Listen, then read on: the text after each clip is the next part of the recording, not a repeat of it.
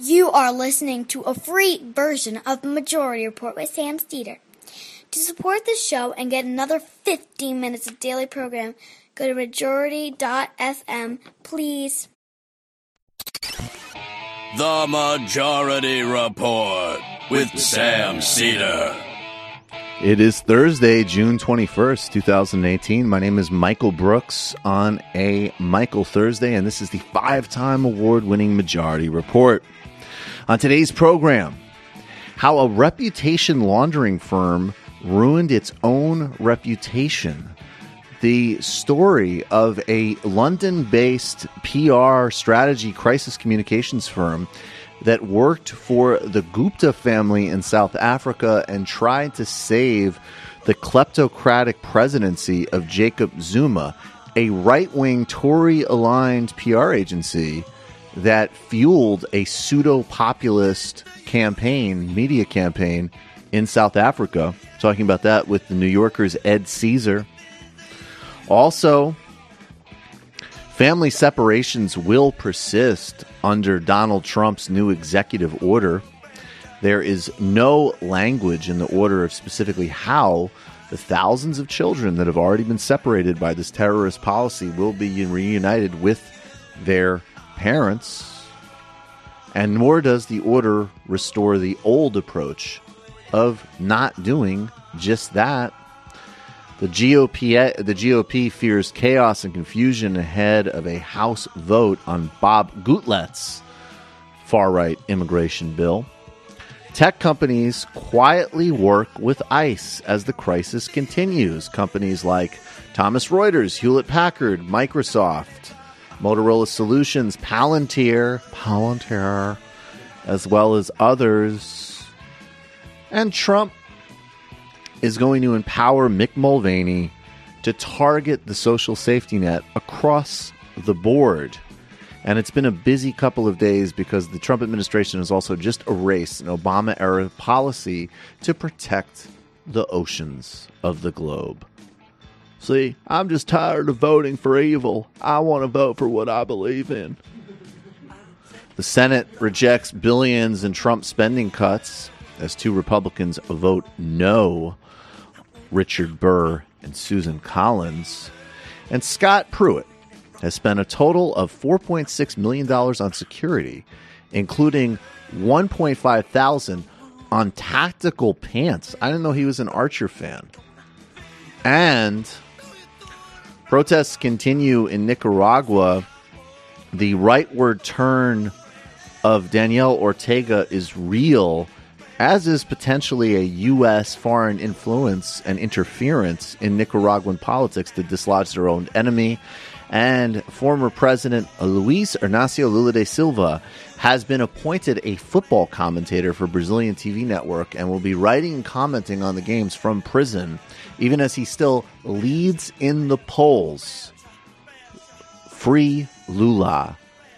The Brazilian elites feeling pressure heading towards a June 26th court date that may, in fact, release him. All that and more on today's Majority Report. Sports as a site of struggle. Sports as a site of struggle. I love it. I also love Lula was in a hearing. I mean, I think a shorthand goal of modern politics should be free Lula and prison Trump. Should be 2 of our sort of main aspirations and focuses. But he was, I'm paraphrasing it, but he was in a hearing, and the judge at this hearing actually said, he was via video conference from prison, and the judge said, I supported you in the past or something to that effect. He gave him some nice words, and Lula was like, well, you'll be able to do so again soon. Just the chutzpah on that bull, Lula, and the ongoing lawfare coup in Brazil will stay on. Ed Caesar's joining us at 12:30, so we're going to do a little bit of stuff that is typically reserved for the fun half, and we're going to start with some real fun. Every single time any of us have done any videos on Jordan Peterson, and I have some announcement, actually, that's coming soon. More work to be done on Jordan Peterson is the simplest way I could tease it. there's always a band of his cultists who really are sad, just sad, who will always say, like, how about having a conversation with him? He would wipe the floor with you. You people are totally out of his depth. He's a true intellect. And I don't preclude having a conversation with Jordan Peterson. Maybe it'll happen one day. Frankly, I doubt it, probably more on his end. He, of course, totally begged off of having a conversation with Douglas Lane of Zero Books podcast and debating an actual Marxist when he's, a great deal of his histrionics are about how the Marxists won't debate. But here is an example, and we're not even at Marxism here. This is this is like 8th grade level civics with the Australian Jim Jeffries, comedian. And Jordan Peterson and Jim Jeffries are going to have an exchange, like I imagine actually an exchange between him and I would probably go. This is Jordan Peterson and Jim Jeffries talking about the Baker case, and see where this goes. Making people bake a cake for a gay wedding. Making them do it? Yeah. I don't think that's a very good idea. But here's the argument. So should they be able to deny making a cake for a black couple if they don't like black people? Allowed to? Probably. That doesn't mean it's right. Okay, so then we had the civil rights movement where they said black people, you had to serve them in your restaurants and stuff like that. And it did work and it did make our society better. But would you argue that that still wasn't right? No, that was right. Why is that different to now if you didn't want to make a cake for black people? Maybe it's not. Maybe it's not different. Yeah. Maybe I was wrong about that. I mean, baby steps. I didn't realize that Jordan Peterson was so influenced by Louis Brandeis in his thinking. Oh, wait, I'm sorry. Obviously, he doesn't know who Louis Brandeis is. I mean, being able to admit you were wrong is a good quality. Yes, that's true. That is a very clean your room quality. I appreciated that exchange. I appreciated that he was able to follow logic there. I don't appreciate that this guy has been given a mass platform and built a sort of content, a Western civilizational expanding cult based on, in no small part, off of his histrionic nonsense conspiracy theories about politics, and he can't even ground himself in the basic enough understanding to disaggregate things within constitutional law and the history of civil rights protections. I'm not thrilled about that, but I am glad that when it was laid out in front of him, he was able to follow the logic. I have no doubt that a similar experience will never be experienced with Sam Harris. Ever. So credit where credit's due. And maybe we all should host Jordan Peterson and just take him through some like very basic deductive reasoning on everything. Like, oh yeah, I was wrong. Might be. Jordan might be Peterson. Yeah, might be. So really, if you say somebody's pronoun wrong, you realize you're not going to go to prison forever. Well, I realize now as I put the law in front of me and I read it literally out loud. Yes, I was wrong. Might be. I'll just stick to writing self-help books. That'd be, you know what? There would be no beef if that guy just wrote some like fucking clean your room, follow your goals. Nothing wrong with that. Although people should read James Hillman instead of him. James Hillman was a great Jungian psychotherapist. And James Hillman in the 1990s wrote a book called We've Had 100 Years of Therapy and the World is Getting Worse. And the argument was that therapy had become an agent of internalizing problems that were societally created. And therefore, even though he wasn't, not only was he... sounds like hocus pocus. Yeah, what a bunch of bullshit. Meanwhile, clean your room. Yeah, why don't you clean your room, James Hillman? Oh, you were the head of the Young Institute? Oh, might be. Someone's been watching too many Adam Curtis documentaries. Somebody's been watching too many Adam Curtis documentaries. They're too loud. There's too many things. There isn't a linear narrative. And James Hillman, in an interview with a Buddhist magazine, I was just researching this in 1996. The headline is, It's not all in your head. The bosses are really out to get you, says noted Jungian analyst. And then he actually says in the interview, and this is in 1996, that Americans need to start reading Marx and reconnecting with the labor tradition, and that therapy is a noble profession, but all too often what therapists are doing is managing the waste of capitalism. Again, this was a guy who directed the Young Institute in Zurich. So if there is this like powerful interest in these ideas, some of which I think are actually worthy and fascinating and far more developed by somebody like James Hillman, you should be reminded that you don't have to buy on to, you know, sort of the politics of a Ronald Reagan GE video from the 1960s. There's much more sophisticated things going on. It's weird what sort of historical lineages get left off of the intellectual dark web. Isn't that interesting? It's quite interesting. Donald Trump was in Duluth, Minnesota. Great city. Which is how I really like Duluth. It's an old fur trading town on the Lake Superior. Is that where Dylan's from? Bob Dylan? I think he might be. I'm not sure. I was from Duluth. I have, and there's also a great a buddy of mine, TMBS patron, smart dude, and singer-songwriters from Duluth, who his name is Bob Dylan. Yeah, new patron Robert Zimmerman. I really like the Nation of Islam Obama impression. I think if Bob Dylan was a comedian, he probably actually would do bits like that. It's a mashup. He would do impressions of himself. On my next tour, I'm impersonating myself, and it's layered in. Wow, I really lost the voice on that one. Donald Trump is out of his mind. He's talking about what really constitutes the elite. And what I love about this is this really is actually peak Trump.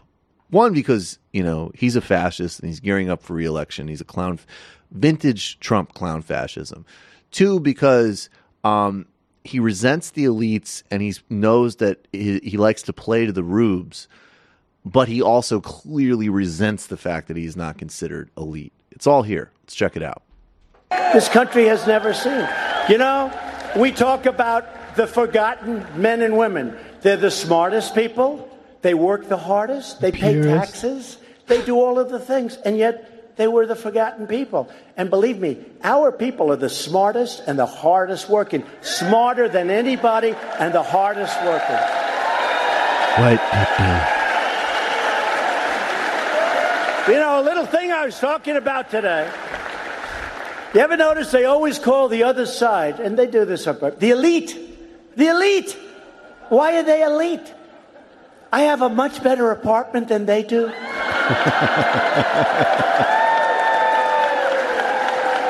I'm smarter than they are. I'm richer than they are. I became president and they didn't.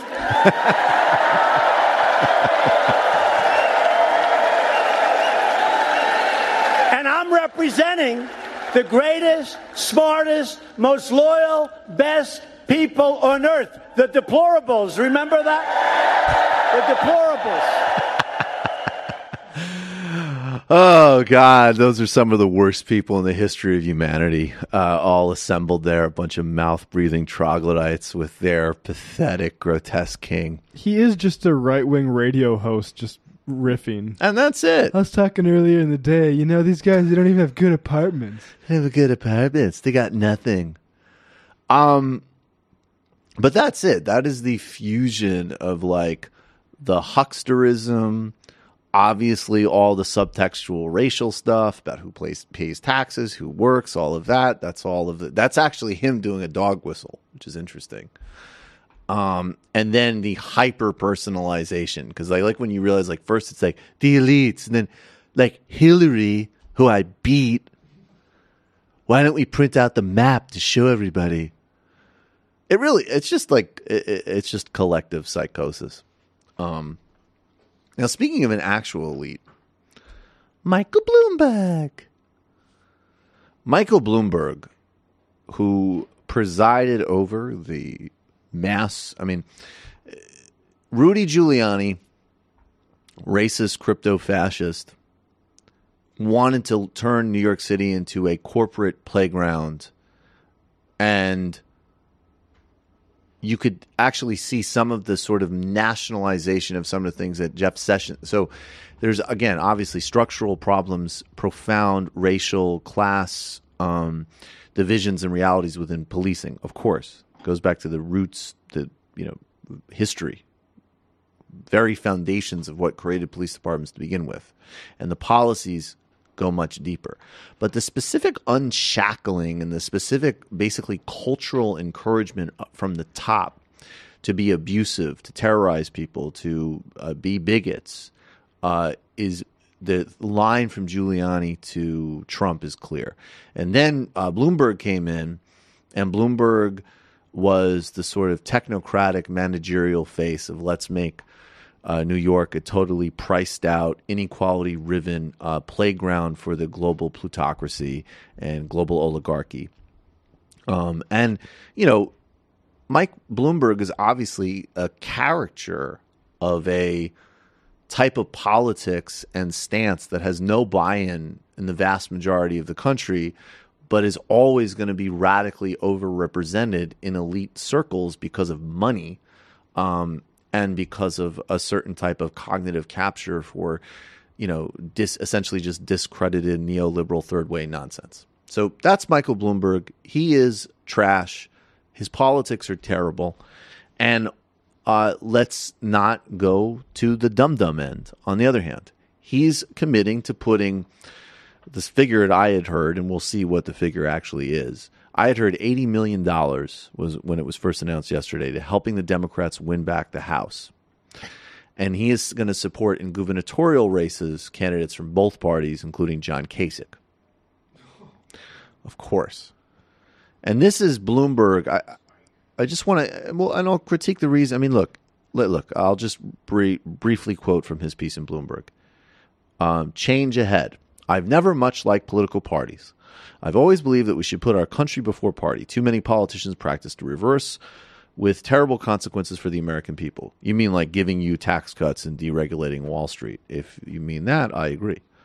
But although I don't believe in partisanship, I very much believe in the importance of politics and elections. That's how we can make change and progress in a democracy. Over the years, I have supported candidates in both parties who are willing to break with partisanship and special interests and seek common ground around solutions to make America better. I focus my philanthropy partially around bipartisan gun safety, environmental and immigration reform measures, and my political giving has focused around these priorities as well. He then, and I'll actually just one more graph, because this actually really captures the myopia of even that stance. In this last election, I spent $10 million to help Republican Pat Toomey get reelected in Pennsylvania. I disagree with him on many issues, but after the Newtown, Connecticut shooting, he broke with the NRA and co-wrote a bipartisan bill to close the background check loophole. So Pat Toomey, who is one of the most extreme far-right members in one of the most extreme far-right parties in the history of the planet, who is virulently against who is an active harmer of the environment, not in any way willing to work on any serious immigration mechanisms, even the types of pro-business ones that Bloomberg would support, basically co-signed an incredibly tepid piece of gun legislation that didn't even get passed, and that was enough for $10 million from Michael Bloomberg. This really shows you the technocratic, non-strategic thinking at work. This is a problem for after the election. So if Democrats win the House, and one of the reasons that it's so hard to turn the Democratic Party to the left is actually because, and Bhaskar Sankar and I talked about this on TNBS, is because there isn't one centralized point of power in the Democratic Party. It's many different sort of fiefdoms. There's different committees, there's different state powers, and there's also fundraising networks, and then the political leadership in and outside of Washington. And there's been a lot of progress made in terms of shifting the party to the left. And you even see it obviously with people like Kamala Harris for Medicare for All, and even Chuck Schumer, for God's sake, talking about moving in the right direction on legalizing marijuana. But after the election, the Democrats, if we get the results we need to have, and make no mistake, we absolutely need Democrats to take back the House and hopefully the Senate. But a Democratic House is the absolute bare minimum for any kind of democracy salvaging right now. And that's just reality. Again, we don't have time for this sort of silly posturing, as garbage as Democrats can and often are.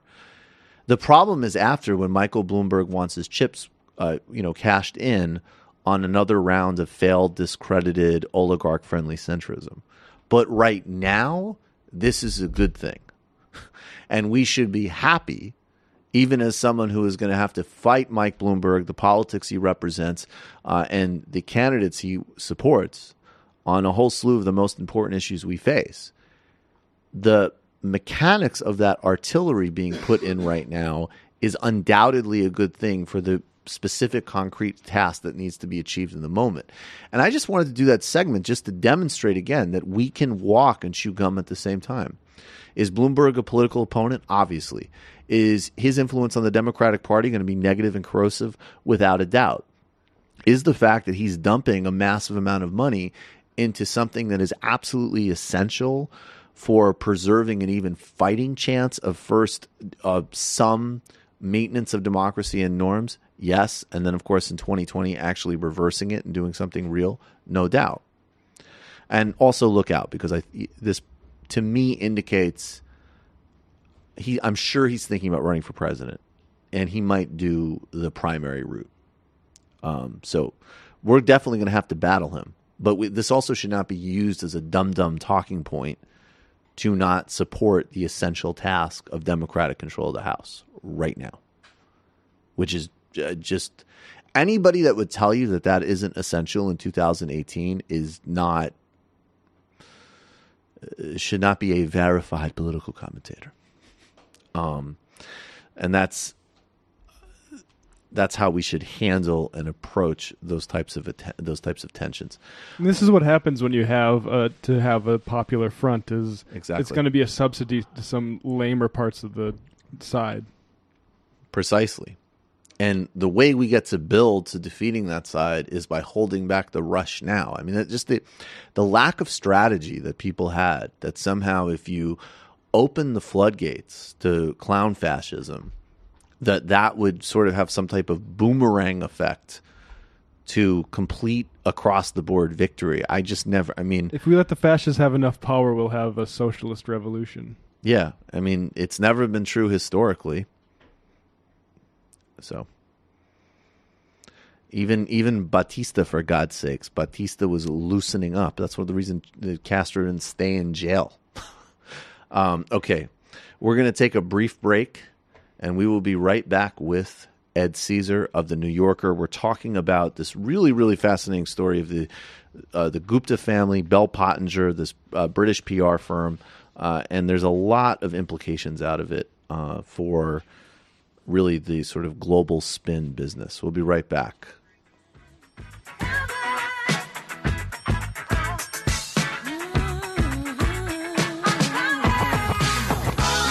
who's hot, who not? Tell me who rock, who sell out in the stores. You tell me who flop, who cop the blue drop, who Jews got blocks, who mostly Gucci down to the blue drop. The same old pimp, Mace, you know ain't nothing changed but my limp. Can't stop till I see my name on the blimp. Guarantee a million sales, double up. You don't believe in Harlem World? Double up. We don't play around, it's a bet, lay it down. Didn't know me 91, bet they know me now. I'm the young Harlem with the Goldie sound. Can't no PhD hold me down, cooler. School me to the game, now I know my duty. Stay humble, stay low, blow like Hootie. True pimp, spin no dough on the booty. Yeah, there go Mace, there go you cutie.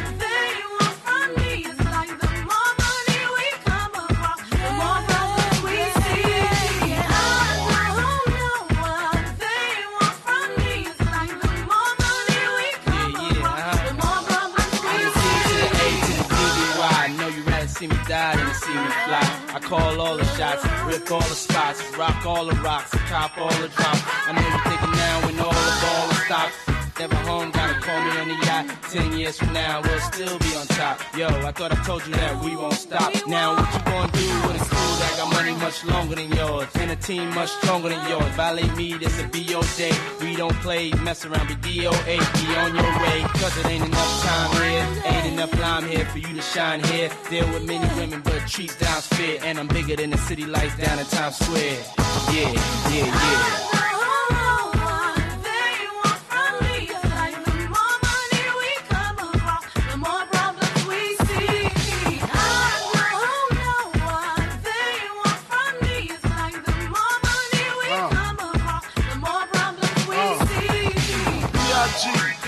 PPA, no info for the DEA. Federal agents mad cause I'm flagrant. Tap myself and the phone in the basement. My team supreme, stay clean. Triple beam, lyrical dream. I be that. Catch a seat at all events bent. Send holsters, girls on shoulders. Welcome back to the Majority Report. I'm Michael Brooks. Joining us now is Ed Caesar. He's a contributing writer at The New Yorker. Ed, thanks for being with us. Thank you so much for having me. So you have a new piece in the June 25th, 2018 issue. It's a fascinating piece. It has a lot of elements that interest me. South Africa, PR, spin. It's called The Reputation-Laundering Firm That Ruined Its Own Reputation. A PR company that worked with dictators and oligarchs deliberately inflamed racial tensions in South Africa and destroyed itself in the process. I guess before we get to South Africa, can you take us to the beginning? What was this firm? Who were they? Where did they come from, Bell Pottinger? What was the history, both of the firm itself, but also the kind of broader climate it came out of in the, London public relations and spin business? Sure. So Bell Pottinger had been around for a while, a couple of decades at least, and like a number of PR firms, they did a mixture of work. So they did really vanilla, uninteresting stuff for like grocery chains and handbag brands. But they also had a division that was called geopolitical that did work in overseas territories, quite often for quite controversial figures. And that could include, in Bell Pottinger's case, working for the government of Sri Lanka after the Civil War, or working for, an oligarch that needed their help, or working in the case that I cover in the magazine, for a rich family in South Africa that wanted to change the conversation nationwide in South Africa. So the general environment in London is that London is the place where if you have a lot of money or a lot of power, it is a place where you can come and have your reputation managed or laundered, in the more pejorative term, by very effective PR men. Publicists, for some reason, this industry is a particularly lively one in London. And it's partly because London's emergence as a financial center in the last couple of decades has been wild. I think, it really is the place where a lot of the world's financial activity takes place. And as it sits where it does, close to Europe, not too far from New York, sort of midway between America and the Far East, it's become this kind of nodal point in international, transnational wealth. And the PR industry has grown up in that environment. And there are a lot of firms who do similar types of work to Bell Pottinger. Bell Pottinger was different because its leader for a long time, Tim Bell, or Lord Bell as he was known, was so unrepentant about doing work for controversial figures. He loved the attention. And that's what gave it its reputation. And so, so that across the board, these firms take on accounts of, in varying degrees, but taking on an account of an oligarch or a repressive regime or even an exploitive Western corporation, that is far from unusual. But the sort of appetite at which Tim Bell took on some of these causes and sort of enjoyed the controversy of those accounts was distinct. And also the other one you mentioned, which I think I just want to note for everybody, was also, I believe, in 2011, taking on the Bahraini royal family, literally in the midst of a very brutal crackdown that happened in the context of the political wave in the Middle East of 2011.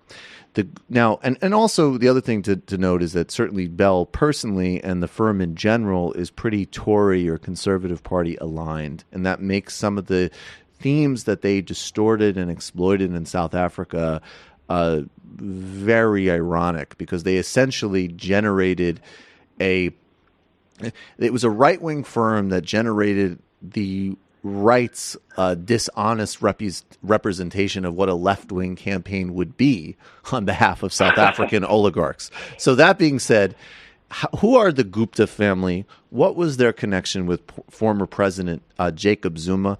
And then how did they get in touch with Bell Pottinger? Okay, well, I think that South Africa is still working out exactly what the Gupta's relationship with former President Jacob Zuma was. But in Précis, the Guptas were this family that had come from India and had been extremely successful in business. They had computer businesses and they had mining interests, they had newspapers, they'd developed this conglomerate of businesses. And they had become very close with Zuma in a way that struck many people as inappropriate, and then continued to strike people as corrupt. And the thing that they are accused of doing is of effectively running a shadow government in South Africa, whereby they were so entwined with the Zuma administration that the Gupta brothers had the power to offer ministerial posts in the South African government. There was one South African politician who claimed to have been offered a bribe of $44 million to take a certain ministerial post to further various interests of the Gupta brothers. And a term was coined for this behavior, which was called state capture. It was thought that the Guptas had captured the South African state. So Bell Pottinger came out to South Africa in the midst of some of these accusations being aired, and knowing, or they should have known, exactly who the Guptas were when they met them. And if they didn't know who they were, they had no excuse for not knowing who they were fairly soon after they first met them, because they were always in the news and it was a huge story in South Africa. And Bell Pottinger was one of at least two London firms that bid for work with them and was paid, they won the account and they were paid a substantial retainer, $130,000 a month to do PR work. And some of that was just bog standard reputation management, and you can debate the rights or wrongs of that kind of work for controversial figures. I know plenty of people could defend it. But another part of the work was to advance this campaign that the Guptas wanted to promote, which was economic emancipation, they called it, which was essentially saying people of color in South Africa have been left out of the fruits of economic growth for too long. In other words, that after apartheid had ended, people of color were essentially no better off than they had been under apartheid. And they wanted a campaign to highlight this. And it was a profoundly cynical suggestion, because what they wanted to do as non-white businessmen was to kind of cast themselves as outsiders in this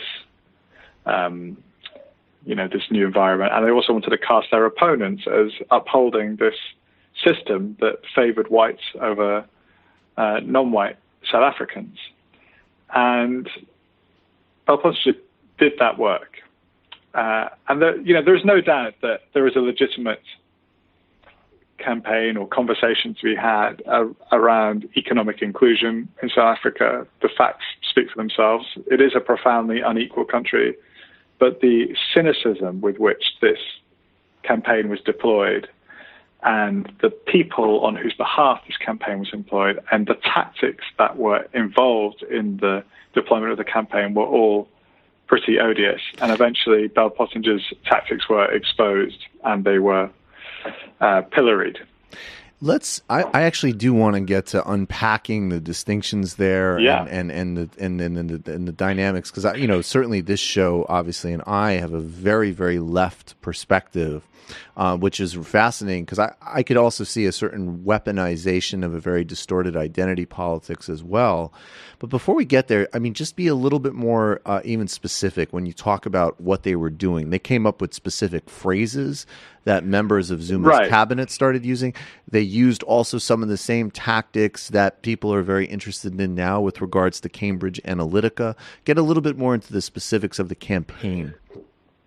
Sure. So, I mean, some of the ugliest stuff that they did was very low tech. I mean, it was published on Twitter and on blogs and so on, but it was essentially political cartoons that were, for instance, a political cartoon that was commissioned by Bell Pottinger, not under their name, under this entity called Vertsec, which was doing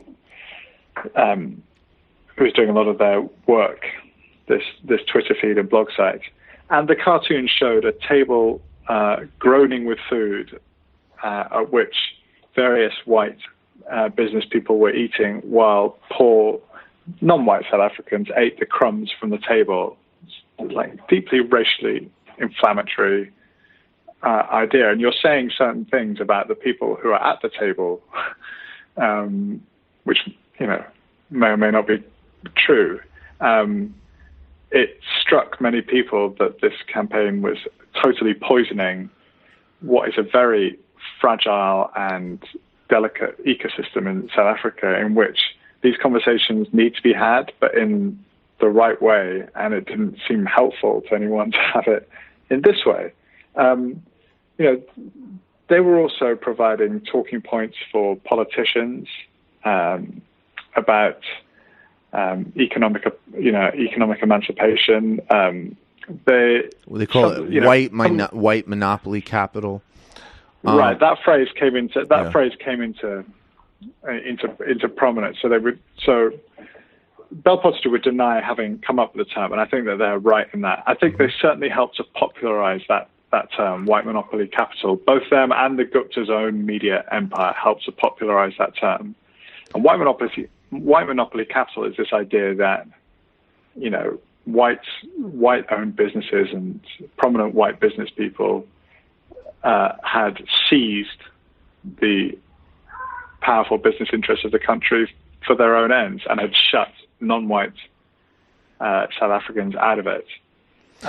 So what's interesting about it's just what's interesting about it here is definitely, and this is where we'll kind of pivot to South Africa more specifically, and I'll lay my red cards on the table, but there's a couple of dynamics at work. So one is that in my read of it, one is that the South African transition hinged on sort of, there was kind of three dynamics at work. One was that you had obviously this incredible achievement and very genuine policy of the ANC that the answer to apartheid and systemic oppression is full, broad, and inclusive democracy. And that really was not, that was not spin. That's a very genuine and serious part of the African National Congress tradition.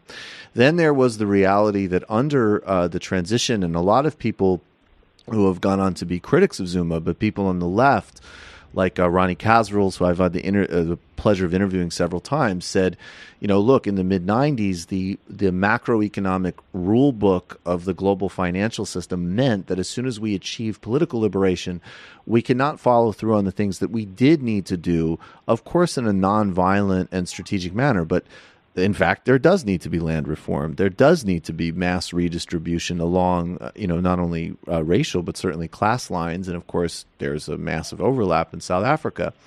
And then the other two things to kind of put on the table are that the ANC has sort of been boxed into a position where the social democratic, the labor reform, the tripartite communist sort of alliance has been marginalized in terms of delivering the types of real smart left economic policies that would help ensure not only justice, but also the rainbow democracy. And it's been a conflict between people like Thabo Mbeki and now Cyril Ramaphosa, who are, very centrist and very business friendly overall. And then a Zuma who adopted and diagnosed these problems, but in the most cynical manner possible, to forward pure kleptocratic capitalism by all accounts and state capture. And then the irony of Bell Pottinger as a London-based, right-leaning firm devising this campaign. But does it sort of strike home, though, that it's the cynicism of it does also show that there's all of these structural problems on the table that nobody is addressing, and it will inevitably be subsumed by those types of cynical advances without a genuine, social democratic strategy. I saw a poll either today or yesterday saying that 67% of South Africans support land reform. Right. There is an appetite for this conversation. Of course, yeah. And what happened in this case was that Zuma was fantastically corrupt and inept in many ways, and his cronies, the Guptas, who were not interested in the greater good of South Africa, I don't believe. They were interested in profit.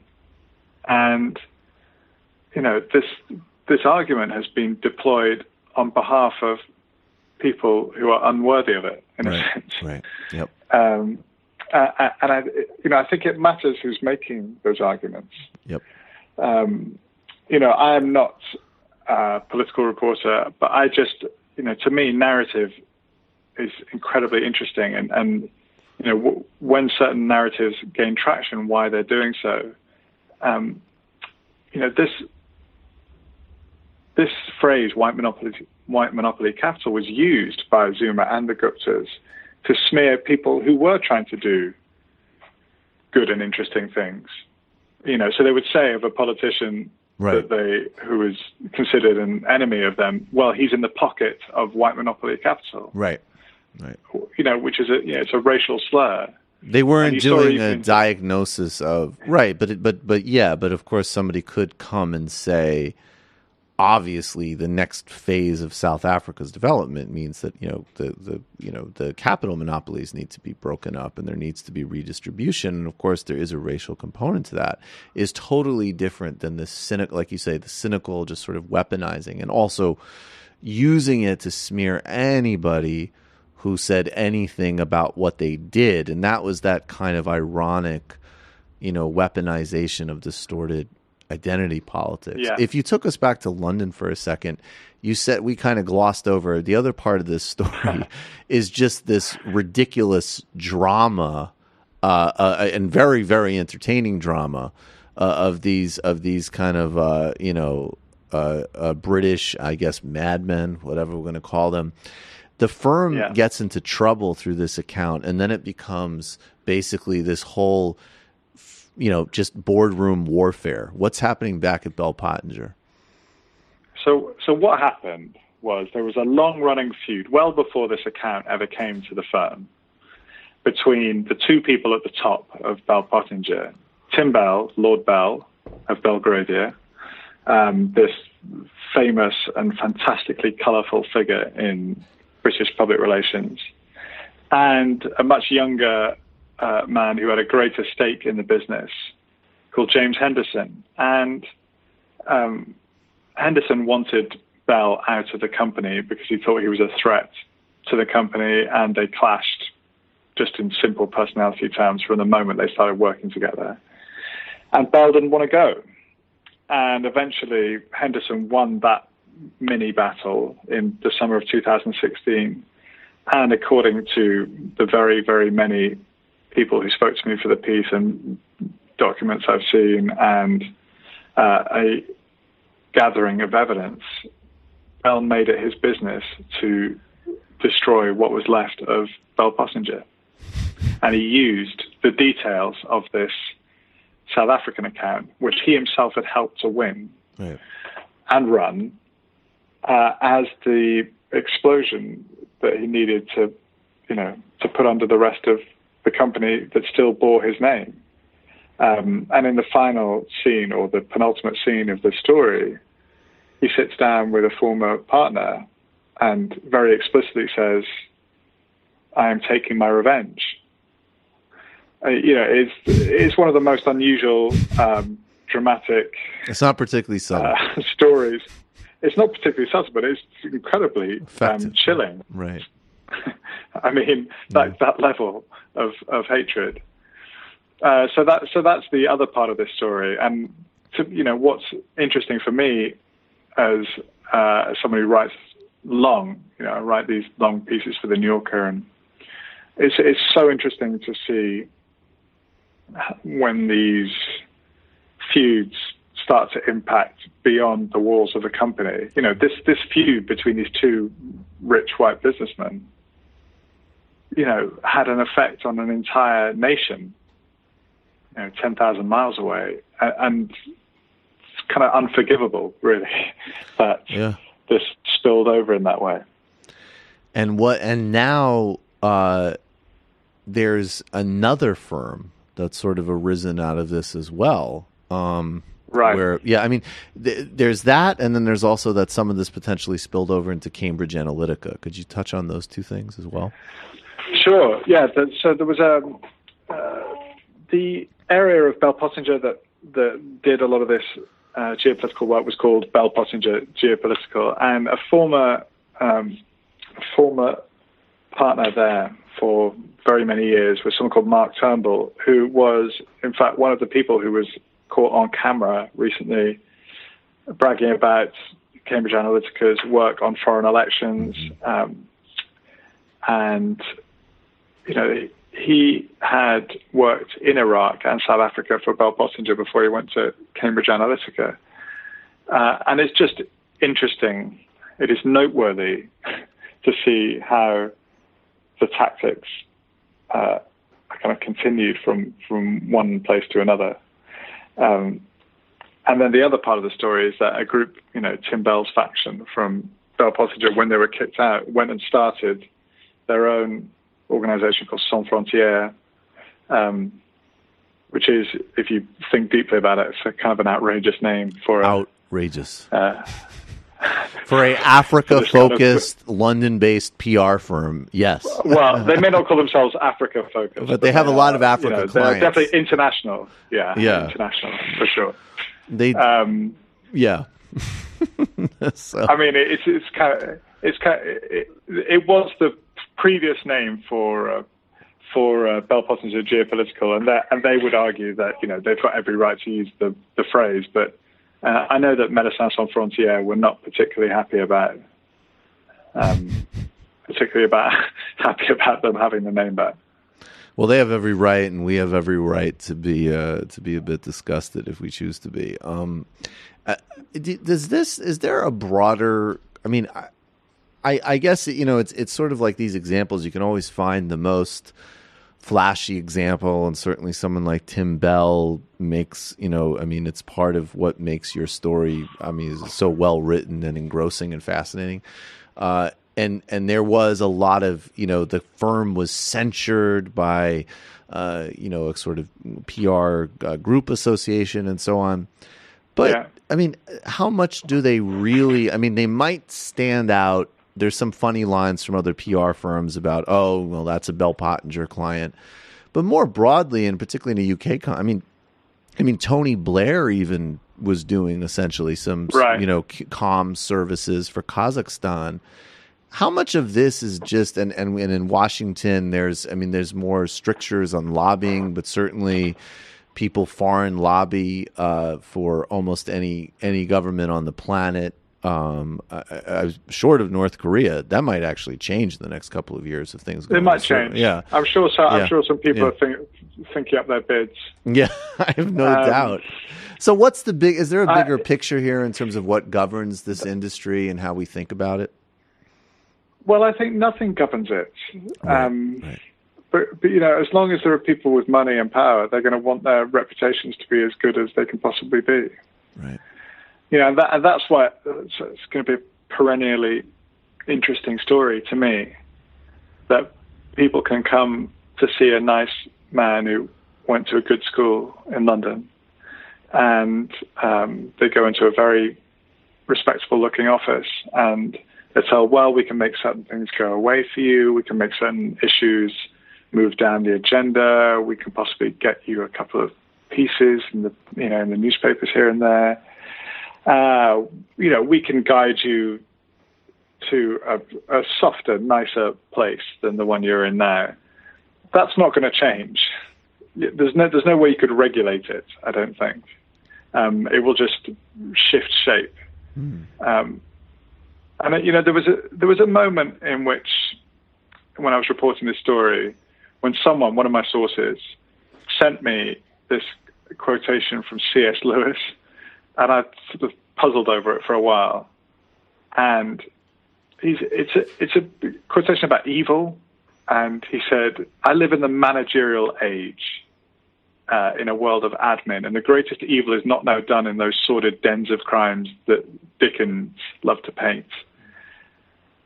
And it goes on to say, is conceived and ordered in clean, carpeted, warmed, and well-lighted offices by quiet men with white collars and cut fingernails and smooth-shaven cheeks who do not need to raise their voices. And I thought a lot about that, which is it's a really, really good idea that there is something profoundly evil about some of the things that I uncovered in this piece. There was a moment at which Bell Pottinger are advising the Bahraini Economic Development Board, but they do some extra work for the Bahraini government, and the Arab Spring happens. Yep. But Bell Pottinger are asked to prepare a list of the most influential Bahraini dissidents for their client, which they do. Yep. And Bahrain was torturing and killing dissidents at that time, and it's hard to get rid of the feeling that this might be the most profoundly evil thing you could ever imagine a PR doing. It's essentially like pointing the finger at people you need to target. Yep. I just don't see how it stops. And I'm not here to tell anyone how to make it stop. I just, my job is to shine a light in the dark places. And you did it incredibly well. I really recommend. Obviously, we have a link to the piece on the homepage, and everybody should read the piece. Oh, it's really my pleasure. Thank you for doing this. The Reputation-Laundering firm that ruined its own reputation, by Ed Caesar. It's in the, I believe, the current issue of the New Yorker, the June 25th issue of the New Yorker. That's it. Ed, thank you so much for joining us. My pleasure. Okay, folks, we are going to go to the fun half. And, your calls, your IMs, all that good stuff. Become a member of the Majority Report today, majority.fm/become a member. Find all the different ways you can support the show at justcoffee.coop and so on. Yes, Brendan? How about that C.S. Lewis quote, folks? That was amazing. Ooh. I actually want to find that. That's perfect. Matt, tell us about, if you're done hacking, tell us about Literary Hangover. Literary Hangover, we've done Rip Van Winkle this weekend. You can check that out on iTunes, all the places you listen to podcasts, and also patreon.com/literary hangover if you want to support it. And Rip Van Winkle did not like his wife. No, he basically didn't like his wife, so he went. He just wandered around, just hanging out with anybody besides his wife. Yep. He got lost in the woods with some sort of spirits, which were possibly the ghosts of Henry Hudson's crew. Got drunk and bowled with them and fell asleep, and then woke up and made sure his wife was gone before announcing himself to his daughter. It's like, all right, that's commitment. That's a true American story. True American story. Of course, check out The Antifada, patreon.com/The Antifada, for Jamie's podcast. On the Michael Brooks Show this past week, Bhaskar Sunkara and I talked about American socialist tradition, strategies for the Democratic Party and the left, some really interesting, distinct electoral ideas there. Willie Q, rapper. This Sunday, a bit of a different illicit history primer. Stephen Robbins and I, Ronald Reagan and I, we did a deep dive on immigration policy and what the policy should be, what the response can be now, and the kind of broader framework of ironing out the policy. There's a Discord community. There's a ton going on there. Check it out on iTunes or YouTube. And while we're plugging podcasts, Stephen Robbins, Reagan, his podcast Redirect is also a very timely view on what's going on with immigration. Redirect, Immigration Law and Perspectives. That's indispensable. I listen to that every week.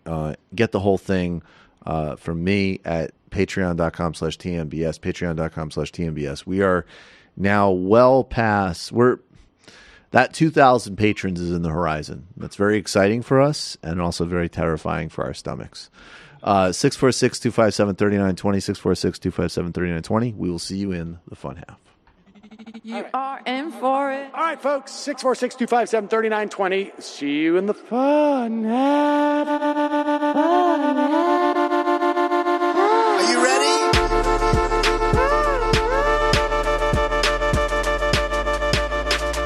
Who sent us this? Anarchy. Alpha males are back.